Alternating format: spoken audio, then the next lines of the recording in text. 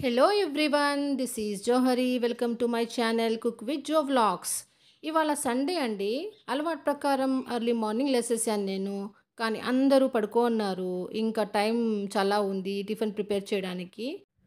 Usually ఇలాంటి free టైంలో నేను వీక్ కావాల్సినంత ప్రిపరేషన్స్ అన్నీ కొన్ని ముందే చేసి పెట్టుకుంటూ ఉంటాను. వాటిల్లో ఒకటి ఈ గ్రౌండ్ నట్స్ని ఫ్రై చేసి పెట్టుకోవడము. ఇవి కావాల్సిన గ్రౌండ్ నట్స్ అన్నీ నేను ఒకసారి తెచ్చినప్పుడు ఇలా ఫ్రై చేసి పెట్టుకుంటుంటా. ఇది ఈజీగా పొట్టు తీయడం ఎలాగో కూడా చూపిస్తాను. ఈలోగా చల్లారనిద్దాం. ఈలోగా నేనేం చేస్తున్నానంటే మెంతులు తీసుకుని డ్రై రోస్ట్ చేస్తున్నాను. ఈ మెంతుల్ని డ్రై రోస్ట్ చేసి మిక్సీకి వేసి పౌడర్ చేసి పెట్టుకున్నామంటే మీ ఇంట్లో డయాబెటిక్ పేషెంట్స్ కనుక ఉంటే వాళ్ళకి 5 grams morning early morning empty స్టమక్తో వాటర్తో తీసుకున్నారంటే చాలా యూజ్ అవుతుంది. డయాబెటీస్ కంట్రోల్లో ఉంటుంది.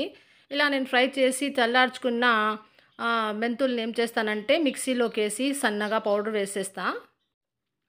ఇది మాత్రం 1 మంత్‌కి సరిపడ్డా చేసుకుంటున్నాను కనుక ఒక 2 టైమ్స్ వేయాల్సి వస్తుంది నాకు మిక్సీలో. ఫస్ట్ 1 టైమ్ నేను సన్నగా ఫైన్ పౌడర్ చేసుకునేసాను. చూడండి ఈ విధంగా ఫైన్ పౌడర్ లాగా రావాలి. ఇలా పౌడర్ చేసుకున్నాక ఒకసారి కలిపేసి మొత్తం లావుగా లేకుండా కోర్స్‌గా లేకుండా ఫైన్‌గా వచ్చేటట్టు చేసుకొని చల్లార్చుకునేసి ఒక బాక్స్‌లోకి వేసి పెట్టుకోవాలి. ఎయిర్ టైట్ కంటైనర్‌లో వేసి పెట్టుకున్నామనుకోండి 1 మంత్ దాకా వస్తుంది. 1/4 కిలో మెంతులు వేసినామంటే 20 డేస్ పైనే వస్తుంది. ఇంకొంచెం మిగిలినాయి కదా! దాన్ని కూడా నేను పౌడర్ చేసుకునేస్తున్నాను. ఇవి రోస్ట్ ఎందుకు చేస్తామంటే లావుగా అవి గింజలు ఉండకుండా ఫైన్ పౌడర్ లాగా రావడం కోసం దాన్ని కొంచెం రోస్ట్ చేసుకునేస్తే బాగా ఫైన్ పౌడర్ వస్తుంది. ఇంతే అండి. ఒక స్పూన్ వేసి పెట్టేసినామనుకో దాంట్లో ఎర్లీ మార్నింగ్ ఇది మాత్రం చాలా మంచి టిప్ అండి. హెల్త్ టిప్ ఇది. డయాబెటీస్ ఉంటే ఎట్లాంటి వాళ్ళకైనా ఇది బాగా కంట్రోల్‌లోకి వస్తుంది. ఒక 5 గ్రామ్స్ ఎర్లీ మార్నింగ్ ఎంప్టీ స్టమక్‌తో వాటర్‌తో కలిపి తీసుకుంటే చాలా బెనిఫిట్ ఉంటుంది. ఇది సైంటిఫికల్లీ కూడా ప్రూవ్ అయింది ఇది. సో, ఇది చాలా మంచి టిప్ అండి. మీరు కూడా ఉపయోగించుకొని ఎలా ఉందో చెప్పండి. ఇప్పుడు చల్లారనీకి పెట్టాం కదా గ్రౌండ్ నట్స్, అవి బాగా చల్లారిపోయినాయి. ఇంకా దీని పొట్టు తీయడం పెద్ద సమస్య. మనము ఇండివిడ్యువల్ హౌసెస్ ఉంటే ఈ పొట్టు తీసి చెరిగేయడం అయితే చాలా ఈజీ పని. బట్ అపార్ట్మెంట్స్‌లో ఉండే వాళ్ళకైతే ఇది చాలా కష్టం. ఎక్కడ చేయాలో అర్థం కాదు. ఇంకా సింక్‌లో చేస్తామంటే మొత్తం అది అడ్డుపడిపోతాయి. అందుకు ఒక మంచి టిప్ చెప్తున్నాను చూడండి. ఇలాగ మీకు వెజిటబుల్స్ వాష్ చేసేది ఏదైనా ఇలాంటిది ఉంటే వెజిటబుల్స్ పెట్టుకునేది ఫ్రిడ్జ్‌లో అది తీసుకొని గనక మనం ఒకసారి పొట్టంతా రబ్ చేసేసి ప్రెషర్ ఇచ్చి హ్యాండ్‌తో ఇందులోకి వేసినామనుకోండి మొత్తం కింద వచ్చేస్తుంది. ఆ పొట్టంతా రాలిపోతుంది. పైనుంచి మనం వాల్చుకుంటూ వచ్చినామంటే అసలు ఈ చాటలోనే చాలా మిగిలిపోతుంది. చూడండి ఈ పొట్టంతా కిందే అంటుకునేస్తుంది. అంటే ఇక్కడే దాదాపు సెపరేట్ అయిపోయింది. ఇంకా కాస్త మిగిలిన పొట్టంతా ఈ విధంగా జల్లెడలో మనం చేసేసినామంటే కిందంతా వచ్చేస్తుంది. ఫైనల్‌గా మనకి మంచి చెనిక్కాయలైతే రెడీ అయిపోతాయి. బాక్స్‌లో వేసి పెట్టుకున్నామంటే మనం ఒక 15 డేస్ దాకా ఏ పచ్చడి చేయాలన్నా, పల్లీలు పొడి చేయాలన్నా, తాళింపులు వేసుకోవాలన్నా మనకు రెడీగా ఉంటుంది పల్లీలు. ఇది మనకు చాలా టైం సేవ్ చేసినట్టుంది. ఇదే పెద్ద చికాకైన పని.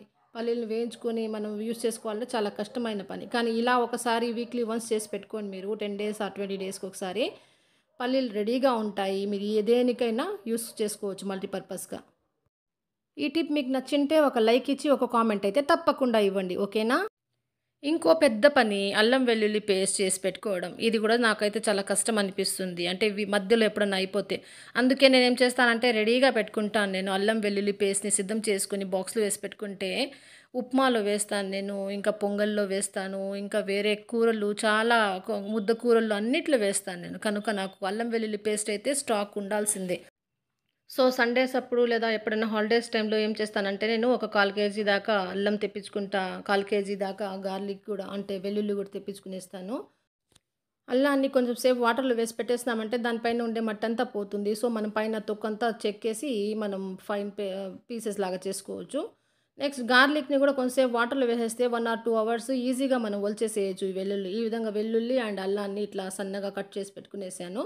పెట్టుకునేసినాక మనం మిక్సీ జార్‌లోకి ఇది ఎలా అంటే కొలతలు నేనైతే ఒక గుప్పెడు ఇది వేస్తాను. ఒక గుప్పెడు అల్లం వేస్తాను. ఇలా అయితే మెజర్‌మెంట్ సరిపోతుంది.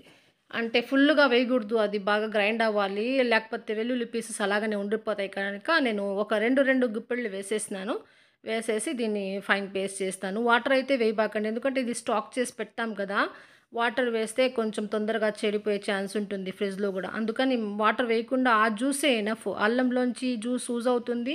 నెక్స్ట్ గార్లిక్‌లో గూడా ఉంటుంది కనుక ఫ్రెష్ గార్లిక్, ఫ్రెష్ జింజర్ ఉంటే గనక బాగా మంచి జ్యూస్ వస్తుంది దాంట్లో. దాంతోనే మనం పేస్ట్ చేసేసేయొచ్చు. ఈ విధంగా పేస్ట్ చేసుకున్న అల్లం వెల్లుల్లిని నేను ఇట్లా బాక్స్‌లోకి డ్రైగా ఉండే బాక్స్‌లోకి వేసి పెట్టుకునేస్తాను.